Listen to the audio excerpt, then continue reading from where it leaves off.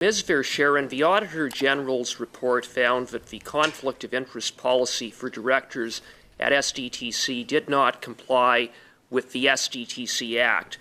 Specifically, it did not comply with respect to Section 12.2 of the Act that states unequivocally that board members shall not profit or gain any income from the foundation. You were the chair of the board. Can you explain how the board adopted and maintained a conflict of interest policy that did not comply with the SDTC Act? Mr. Chair, I believe that all office holders owe Canadians a commitment to accountability, and I've been accountable.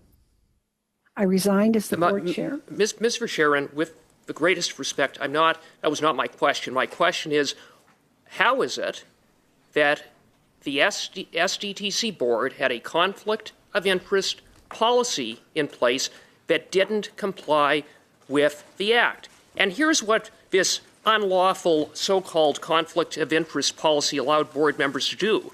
And this is right from paragraph 6.46 of the Auditor General's report. Board members were allowed under the policy to buy or sell securities in companies who were funding recipients of SDTC as soon as 3 days after a public announcement of a funding decision. So how was that allowed to stand? Mr. Chair, those were the procedures. Those are the procedures at the time. And I... Sharon, here's the situation we have. The SDTC board could approve funding for a company on Monday, and then on Thursday, board members could buy or sell shares in that very same company. Do you know what that is? It's insider trading, isn't it? Hear, hear. Mr. Chair,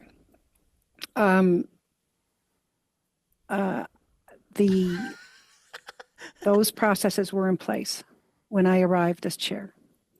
And so this was the recommendation they remained in place for 5 years. You were the chair, and for 5 years they remained in place, and you did nothing about it, did you? And Leah Lawrence, the CEO at the time, went to you and said the conflict of interest guidelines or policy as it pertains to the board need to be strengthened, and you kiboshed efforts to strengthen those conflict of interest policies, to bring them in line with the Act and to end the insider trading. Isn't that right? I followed what I believed and recommended by independent legal advice. Is that the independent legal advice of the conflicted Ed Vandenberg? Is that the legal advice that you received? Is that your excuse? And from the management team, that was the way in which it's very interesting because at SDTC there was a conflict of interest policy for staff. Staff, quite appropriately, were prohibited from investing in a company funded by SDTC for 5 years following a project's completion. 5 years. And yet board members could invest in companies 3 days after a public announcement of a funding decision was made. How do you explain that?